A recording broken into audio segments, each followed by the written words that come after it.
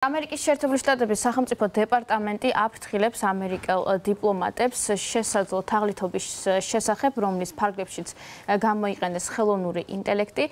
საქმე შეეხება სახელმწიფო მდივანს მარკო რუბიოს, როგორც აღნიშნავს სახელმწიფო დეპარტამენტი, რამდენიმე დღის წინ გამოიყენეს მისი ხმა ხელოვნური ინტელექტის საშუალებით დაამუშავეს და გაუგზავნეს შეტყობინება წერილების გაცვლით აპლიკაციაში სიგნალში სუმცირე სამსაგარეო საქმეთა მინისტრს, ასევე ამერიკელ სენატორს და გუბერნატორს, რომ თითქოს ეს იყო შეტყობინება მარკო რუბიოსგან, გაუგზავნეს როგორც ტექსტური შეტყობინება, ასევე ხმოვანი შეტყობინება, თუმცა სინამდვილეში ეს იყო ხელოვნური ინტელექტით დამუშავებული მარკო რუბიოს ხმა და მას არ ეკუთვნოდა.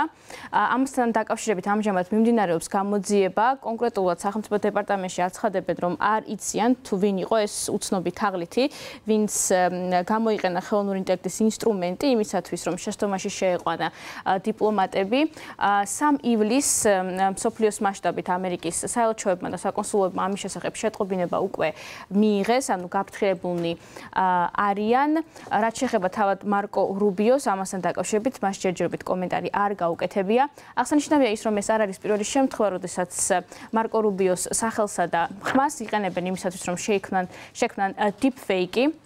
მაგალითად, მიმდინარე წლის გაზაფხულს საკმაოდ რეზონანსულად გავრცელდა ვიდეო, რომელშიც მარკო რუბიო თითქოს ამბობს, რომ ილონ მასკმა უნდა შეუჩეროს დახმარება უკრაინას და თითქოს ის აპირებს, რომ სთხოვოს ილონ მასკს Starlink-ზე წვდომა აღარ ჰქონდეთ უკრაინელებს. მოგეხსენებათ, ეს არის ინტერნეტ სერვისი, რომელიც ილონ მასკმა გადასცა უკრაინას მას შემდეგ, რაც რუსეთმა დაიწყო ომი უკრაინის წინააღმდეგ. ეს აღმოჩნდა deepfake-ი, რომელიც ვირუსულად გავრცელდა სოციალურ ქსელში, შემდგომ კი ის ინფორმაცია უარყვეს როგორც ამერიკის შეერთებულ შტატებში, ასევე უკრაინის მთავრობამაც განაცხადა, რომ მსგავსი კომენტარი სინამდვილეში მარკო რუბიოს არ გაუკეთებია.